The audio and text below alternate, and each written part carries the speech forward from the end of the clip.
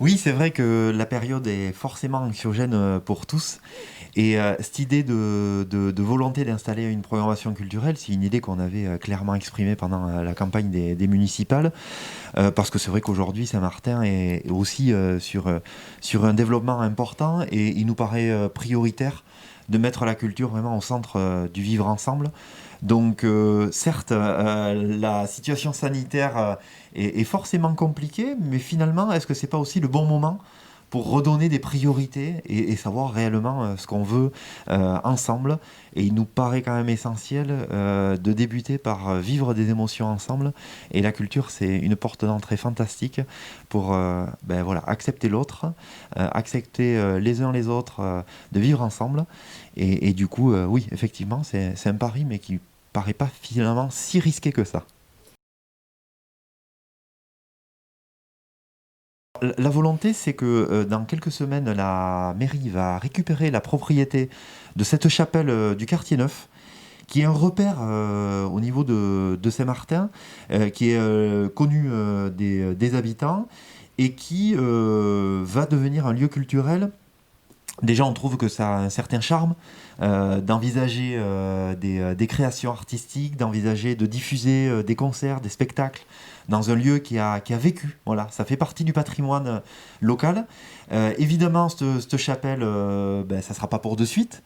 La volonté, c'est que, on va dire, dans les 3 années à venir, on avance sur ce sujet. Mais en attendant, on s'est dit que c'était bien de faire un départ lancé et de construire une programmation culturelle donc avec ce nouveau partenaire culturel qui est Katash dès ce mois de janvier 2021.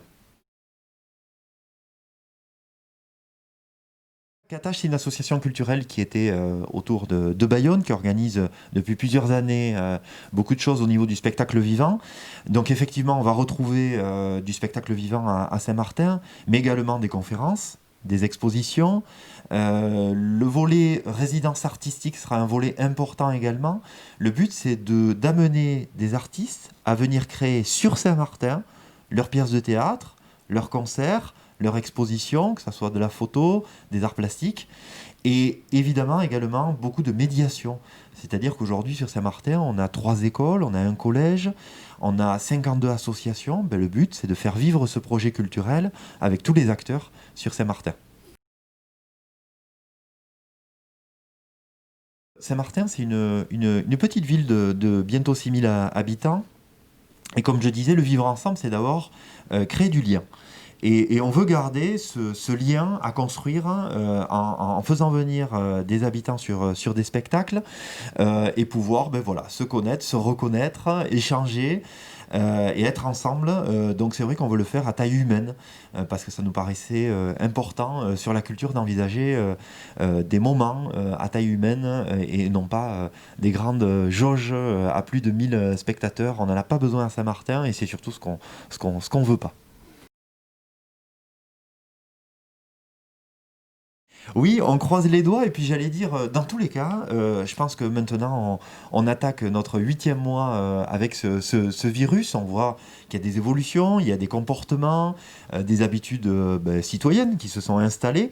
Donc quoi qu'il arrive, on pourra s'adapter. Voilà, tout le monde s'adapte aujourd'hui. On le voit dans toutes les professions. Le monde économique s'adapte, le monde, la démocratie s'adapte également avec des moments différents. Ah ben, la culture, elle va s'adapter. Et aujourd'hui, on a la chance d'avoir des artistes sur le territoire, faisons-les vivre. Et vraiment, on en a même plutôt besoin, je trouve, pour retrouver un peu de chaleur et d'émotion ensemble.